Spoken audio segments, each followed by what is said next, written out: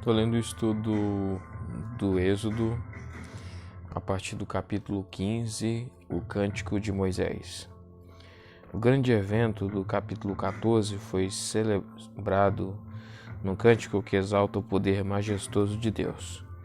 Em virtude de sua estrutura poética e de seus frequentes arcaísmos, o poema solicita ser reconhecido por aquilo que afirma ser uma testemunha antiga e autêntica da travessia do mar de juncos pelos israelitas. Os versículos 1 e 12 celebram a derrota dos egípcios ao serem lançados no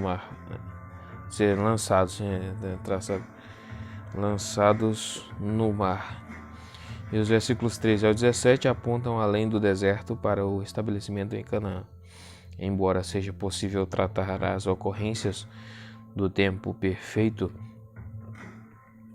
nos versículos 13 e 17 como tantos casos de perfeito profético, pode ser também que esses versículos foram acrescentados como suplemento à composição original.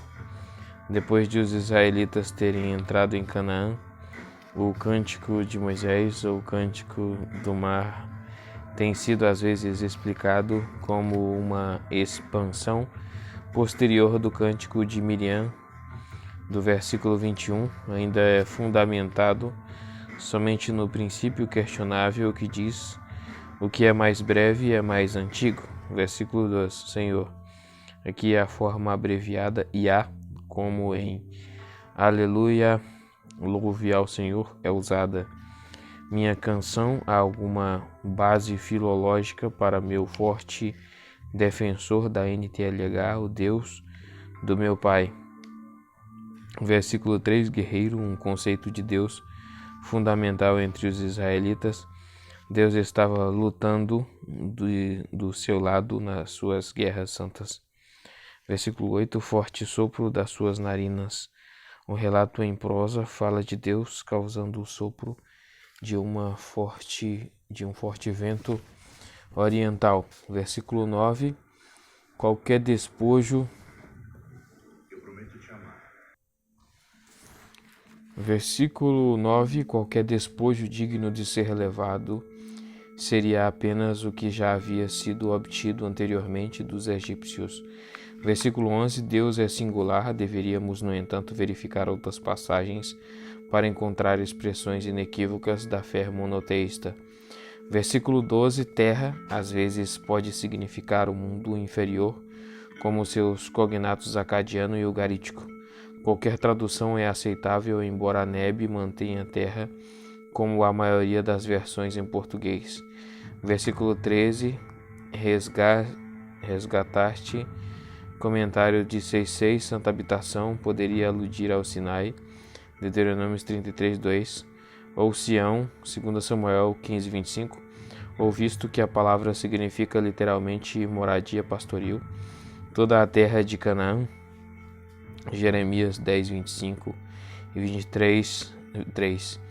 Versículo 14, Filístia, o termo dificilmente se tornou corrente antes da época principal de estabelecimento dos filisteus no século XII a.C. Versículo 15, esmorece, Josué 2.9, apavorados. Versículo 17, monte da sua herança. Uma expressão bem semelhante é usada num texto ugarítico para descrever a habitação de Baal, século XV a.C. O restante do versículo talvez tenham em vista Sião, mas alguns estudiosos explicam a referência em termos mais gerais. Versículo 18, uma afirmação do senhorio e da soberania de Deus, como é comum nos salmos de entronização, Salmos 93.1, etc. O versículo 19 é apêndice em prosa ao cântico. Versículo 20 profetiza. Presumivelmente, Miriam tinha o dom de declarações estáticas. Os casos de Eldade e Medade em Números 11.26 e observe a implicação de Números 12.2 com referência a Miriam. A dança de vitória das mulheres foi semelhante à que saudou Saul e Davi após a morte de Golias, 1 Samuel 18:6. 7. A provisão miraculosa de alimentos, 15:22. E 16:36. Há muitas incertezas quanto à rota seguida pelos israelitas depois de partirem do Mar Vermelho. A questão depende muito de onde localizamos Sinai, o Monte da Revelação. Sendo assim, precisamos dizer que a localização tradicional do monte no sul da península do Sinai ainda tem muitos defensores. No comentário, vamos aceitar que os israelitas tomaram a rota que a tradição lhes atribuiu e que conduziu primeiramente ao longo da costa ocidental da península. Versículo 22. O deserto do sul ficava a noroeste da península do Sinai, entre o Egito e a Palestina. 1 Samuel 15:7. Versículo 23. Água amarga não deve ter sido peculiar a Mara, mas era ruim o suficiente para ser denominada assim. A identificação mais comum é com a atual Ain Avará. Versículo 25. Indicou geralmente significa instruiu, é a mesma palavra que gera a raiz Torá, instrução, lei.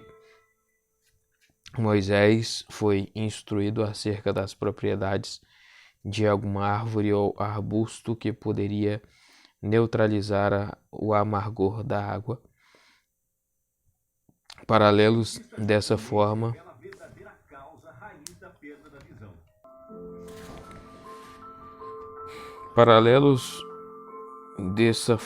de tornar a água doce têm sido citados, e em particular o uso que os árabes fazem do berberis. Confira 2 Reis 2:21 acerca do uso de sal para purificar água não potável, um caso de mágica homeopática, de acordo com Yat. Os intérpretes judeus descobriram alusões à lei no uso do verbo indicou, enquanto muitos antigos exegetas cristãos viram a cruz prefigurada nessa madeira. Evidentemente, o adoçamento da água foi usado como parábola do poder que Deus tem para curar. As pragas do Egito não molestariam os israelitas se eles continuassem obedecendo a Deus. Deuteronômio 7:15.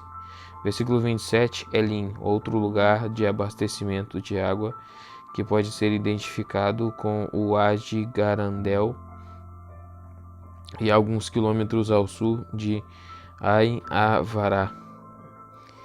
16:1. Deserto de Sim. O nome poderia estar associado a Sinai. Os dois eram adjacentes, independentemente de onde localizarmos o monte. Eles tinham chegado a um lugar deserto e o povo novamente deu vazão a seus sentimentos. Agora dizem que teria sido melhor sofrer na mão do Senhor, supostamente como os primogênitos do Egito. Os anos de escravidão e opressão pareciam idílicos em comparação com o presente estado. A principal queixa era contra a falta de carne. Como todo bom criador de animais, eram avessos a matar os seus. Números 11:22. Versículo 4. Chover pão. Salmo 78:24 do céu. Ao se apresentar aos judeus como o pão da vida, o nosso Senhor fez uma comparação entre si e o maná mandado do céu. João 6:41. Versículo 5. Um sistema especial em reconhecimento da santidade do sábado. Ver comentário dos versículos 22 ao 30, versículo 7. A glória do Senhor deveria ser reconhecida tanto na provisão miraculosa de alimento, quanto na manifestação gloriosa do versículo 10. Se nessa ocasião a queixa e a reclamação tiveram como resposta uma demonstração de glória, nem sempre seria assim. Versículo 8. Codornizes como carne e maná como pão foram a provisão graciosa de Deus para as necessidades deles. O versículo 10 reforça o ponto dos versos 7 e 8, que somos nós. Quem somos nós? Ao tirar a atenção de Moisés e Arão e dirigi-la para o Senhor, cuja glória estava sendo manifesta na nuvem. Versículo 3, codornizes, números 11, 31 ao 35, são pequenos galináceos que migram no monte da África e da Arábia na primavera. Alguns passam por cima da península do Sinai, voam rente ao chão e, especialmente quando exaustas, são presa fácil. Não se diz mais nada acerca delas aqui, pois a preocupação é com o maná, que seria a dieta básica dos israelitas pelos 40 anos seguintes. Josué 5:12. Versículo 14, flocos, apax, grafômenon, de significado incerto. A NTLH traz escamas, ABJ, coisa miúda, granulosa. Versículo 15, que é isto? Em hebraico, manhu. Na verdade, a palavra significa que é má, como os versículos 7 e 8. No entanto, há paralelos para a forma man nos textos cananeus do segundo milênio antes de Cristo. Será que esse maná está relacionado ao árabe man, que é encontrado em partes da península do Sinai no início do verão? Este último é uma excreção comestível produzida por certos insetos que vivem nos ramos das tamargueiras. The Manna of Sinai, Biblical Archaeologist. Embora 1947, página 2 ao 6.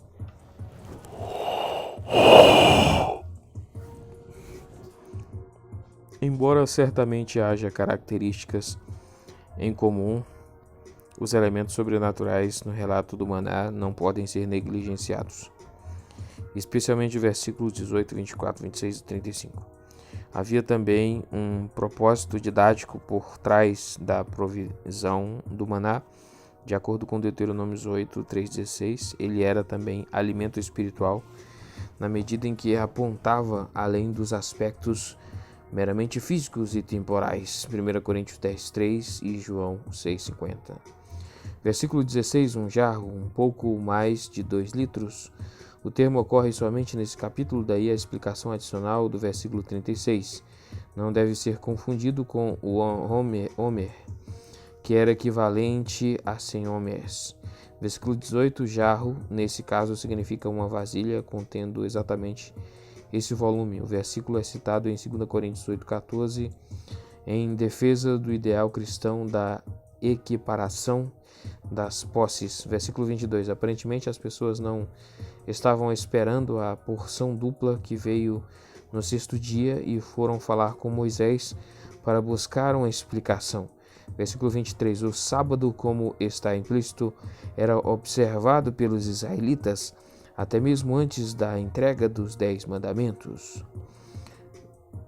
Capítulo 20, essa é a primeira ocorrência da palavra no Antigo Testamento. Embora acerca dessa ideia, Gênesis 2:3, Números 11:8, versículo 24. O maná assado ou cozido na véspera do sábado.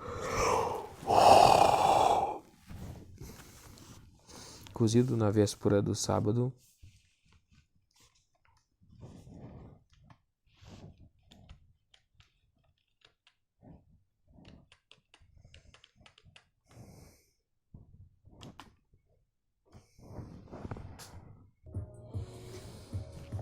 Versículo 23. O sábado, como está implícito, era observado pelos israelitas até mesmo antes da entrega dos 10 mandamentos. Essa é a primeira ocorrência da palavra no Antigo Testamento. Embora acerca dessa ideia, Gênesis 2:3, Números 11:28, versículo 24. O maná assado ou cozido na véspera do sábado não estava sujeito à proibição do versículo 19.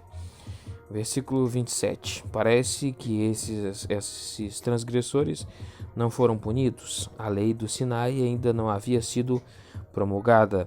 Contraste com números 15, 32 e 36. Versículo 31, maná. Comentário do versículo 15 tinha gosto. Números 11, 8, acerca de uma descrição um pouco diferente. Versículo 33. Esse é o vaso de ouro de Hebreus 9, 4. Na Septuaginta se diz que era de ouro, mas não no TM. O jarro não é mencionado em conjunção com o Santo dos Santos no Templo de Salomão, 1 Reis 8:9. Stalker associa esse desaparecimento com a captura da Arca da Aliança por parte dos filisteus, 1 Samuel 4. Versículo 34, precisamos entender que o maná foi colocado diante das tábuas da aliança somente depois que foi construída a tenda do encontro. Versículo 35. 8. Problemas em Refidim, versículo 17. Não, é capítulo 17, do versículo 1 ao 16. Problemas conhecidos e desconhecidos confrontam Moisés nesse estágio. Versículo 1. Não havia água. Há semelhanças entre a presente narrativa e um incidente registrado em Números 20, 2 ao 13, em conjunção com Cádiz. Em particular, o reaparecimento do nome Meribá, versículo 7, em Números 20, 13. 20, versículo 13. Fez muitos estudiosos se inclinarem a tratar esses relatos como variantes de uma mesma tradição. Por outro lado, problemas com respeito à provisão de alimentos dos israelitas devem ter sido bem comuns durante o seu período no deserto. Não seria sábio pressupor que somente um desses contratempos tivesse sobrevivido na memória do povo. De um lugar para outro, mais detalhes são dados em Números 33:12. Refidim, o Ad Refaid, de acordo com a tradição. Outros estudiosos norte-clementes tendem a identificar este nome com a região montanhosa de Er-Hafid, a leste do Golfo de Acaba. Versículo 2, queixaram-se. Colocam à prova, são dois verbos que estão na raiz dos nomes Meribá e Massá, no versículo 7. Versículo 3, mais uma vez se atribui a Moisés a motivação mais desprezível. Eles mal sabiam que logo seria a intercessão de Moisés que os salvaria da extinção. Versículo 6, eu estarei à sua espera. A pergunta do povo registrada no versículo 7, Horebe, um dado geográfico que em geral recebe pouca atenção dos comentaristas, visto que os israelitas estavam ainda a certa distância do Sinai. Horebe, a referência é de fato problemática, a não ser que concordemos com a tese de H.R. Jones de que o nome está aqui representando outro pico e não o Sinai, na mesma região montanhosa. Para ler sobre uma ilustração relativamente recente das propriedades da contenção da água de pedra calcária do Sinai, veja NBD, página 1253, confira Números 20, 11. Versículo 7. A atribuição de dois nomes a um mesmo lugar é incomum e com frequência compreendida como a combinação de dois relatos de um mesmo incidente. Comentário do versículo 1.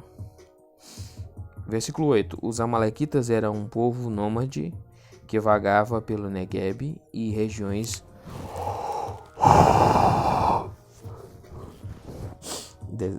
desérticas, mas ao sul. Era inevitável que a certa altura entrasse em conflito com os israelitas os recursos escassos da região não seriam suficientes para os dois grupos. Se para os israelitas seria uma guerra de fricção, para o outro lado a hostilidade não seria menor. Os amalequitas atormentaram os seus rivais de maneira incansável no caminho para Canaã e mais tarde se colocaram à disposição para todo e qualquer empreendimento anti-israelita que fosse desencadeado por um de seus vizinhos. Deuteronômio 25, 17. Juízes 3:13. Versículo 9. Josué, possível substituto de Moisés, é mencionado pela primeira vez. É digno de nota que a vara de Deus consta dos dois episódios, que esse capítulo associa com Refidim. Versículo 10. A tradição judaica o associa com Miriam, seja como seu marido, seja como seu filho. Esse erguer das mãos, em hebraico mão singular, provavelmente não era um gesto de súplica. O versículo 9 indica que, como em outras ocasiões em que o poder de Deus estava sendo demonstrado, Moisés estava segurando no alto a vara de Deus. Versículo 12. Mãos. Talvez ele alternasse as mãos ao segurar a vara. Versículo 14. Escreva, talvez no livro das guerras do Senhor.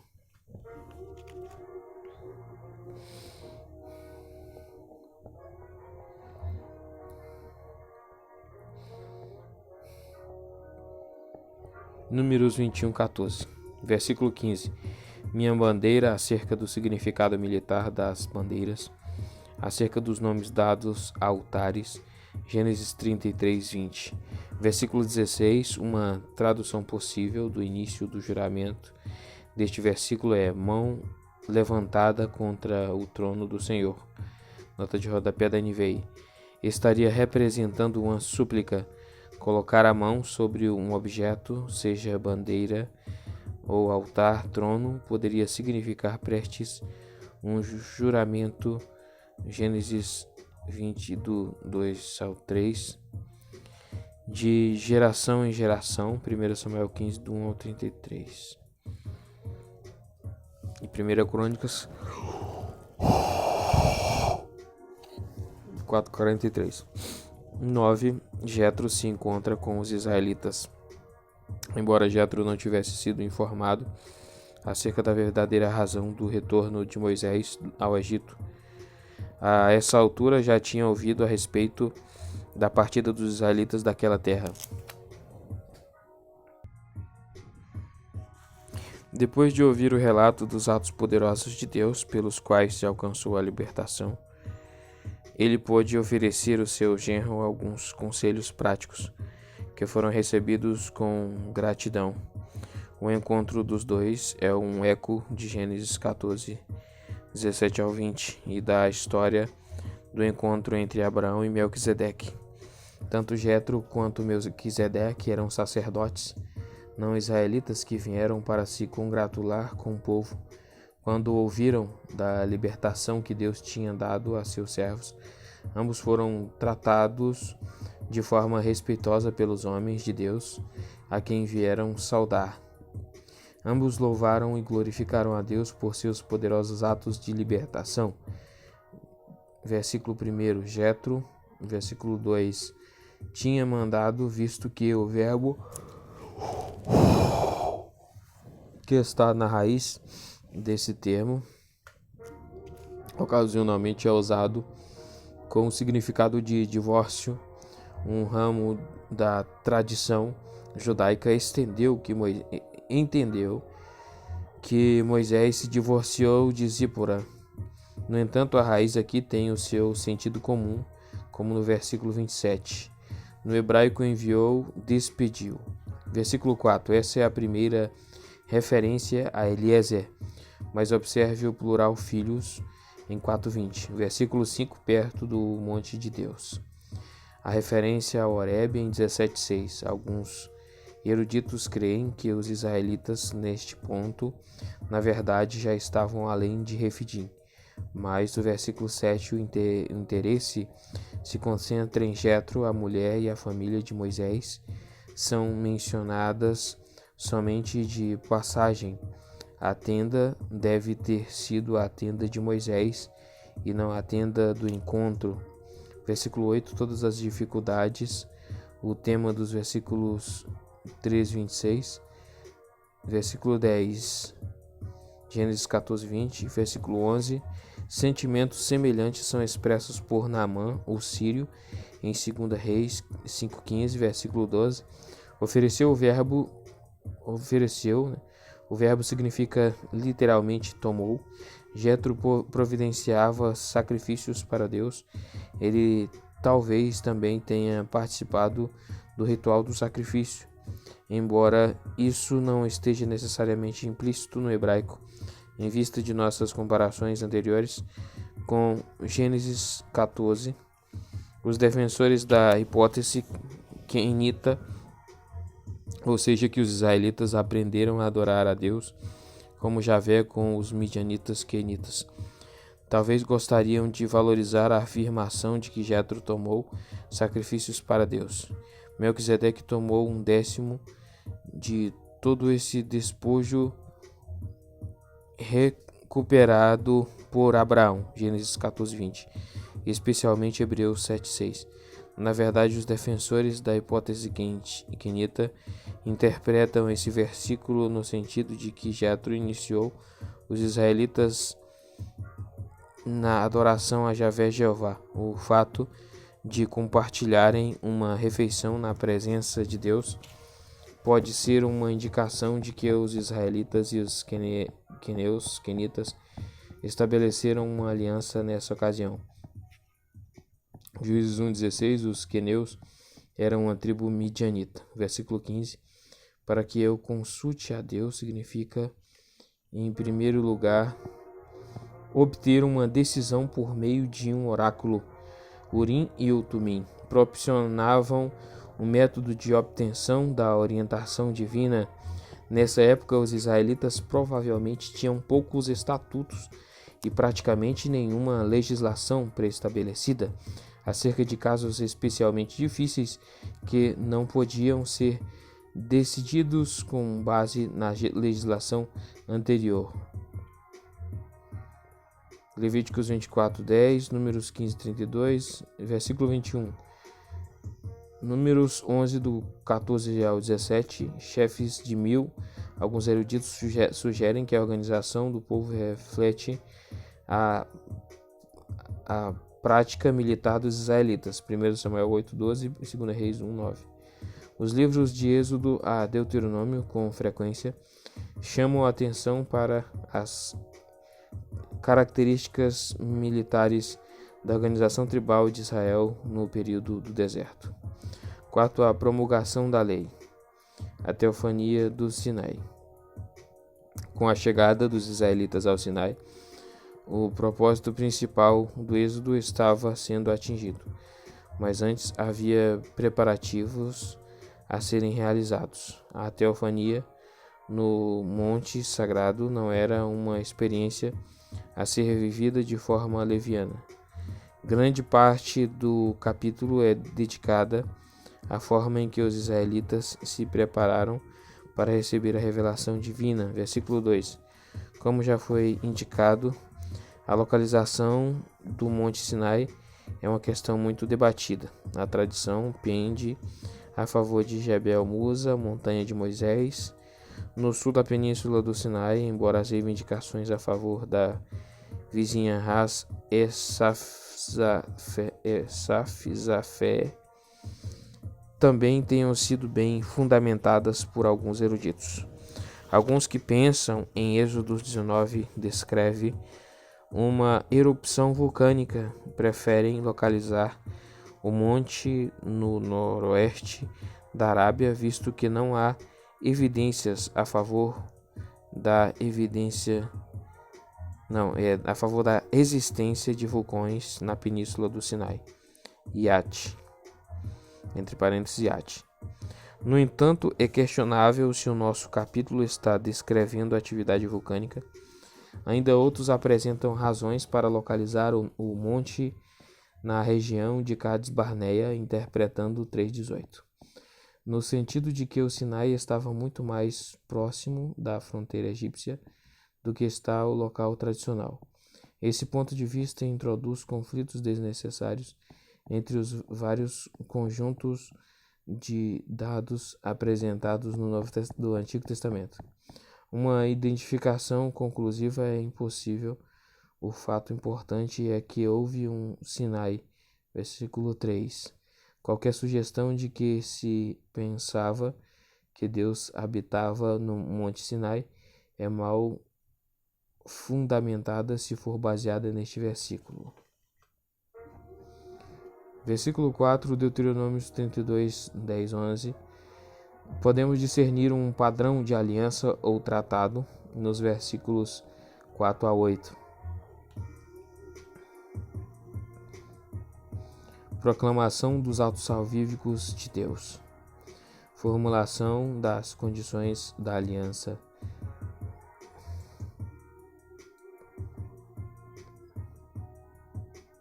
Resposta do outro partícipe da aliança, versículo 7 e 8. A introdução ao capítulo 20, versículo 5. Meu tesouro pessoal, usado várias vezes em referência a tesouros do rei. 1 Crônicas 29, 3 e Eclesiastes 2, 8. É a palavra traduzida por joias em Malaquias 3,17, embora toda a terra seja minha. Monoteísmo implícito, stalker.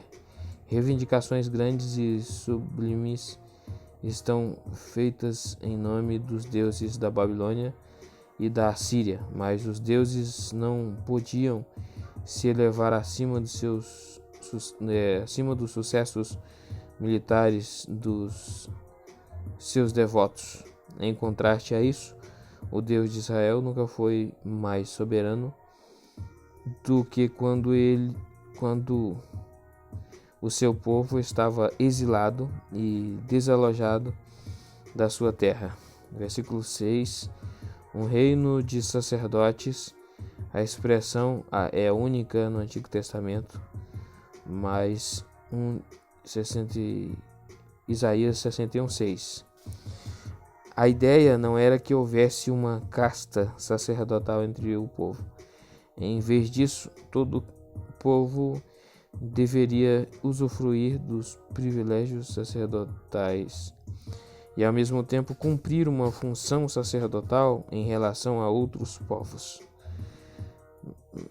No Novo Testamento, 1 Pedro 2,9, aplica esse termo à igreja, o novo Israel. Apocalipse 1,6, versículo 9, confiar sempre em você. 14, versículo 31. O versículo 9 é quase igual ao versículo 8b. Versículo 10.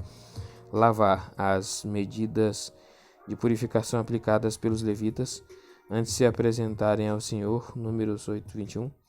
Deus somente apareceu no Monte Sinai e ele não habitava lá da forma em que os deuses de Safon e do Olimpo o faziam.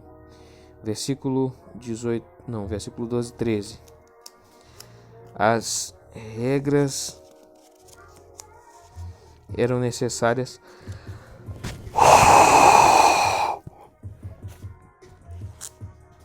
em virtude do efeito de contágio da santidade da montanha. Poderia ser contraída até indiretamente. Versículo 15.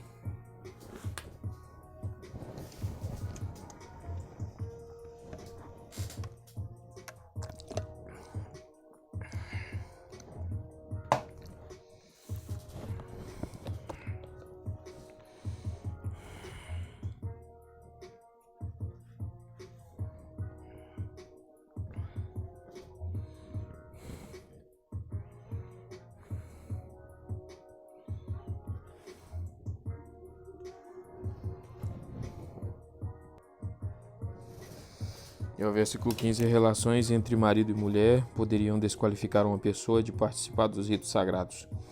Versículo 16 retrata a teofania em termos de um temporal. Visto que o versículo 18 parece referir-se a uma erupção vulcânica, tem-se argumentado com frequência que duas tradições distintas da teofania foram combinadas para produzir o presente relato. As duas ideias não são mutuamente excludentes, sendo ambas, em grande parte, representações convencionais da presença divina. Versículo 21. A advertência é repetida no versículo 24, para transmitir a necessidade absoluta de que todos se mantivessem nos limites demarcados. Versículo 22. Sacerdotes.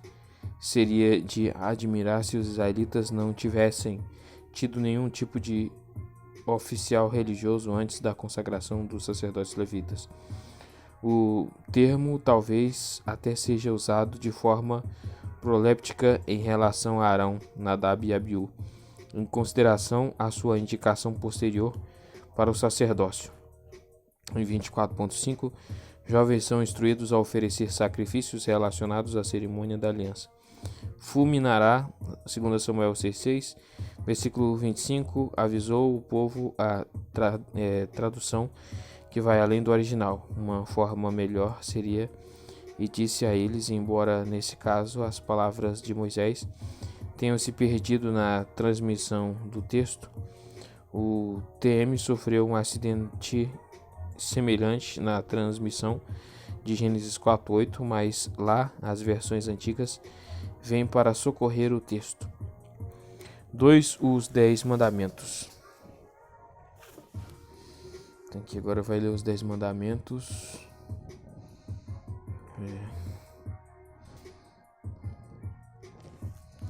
Eu acho que o capítulo 20 é meio grande. 20 é meio grande, então já vou fazer outro vídeo aqui.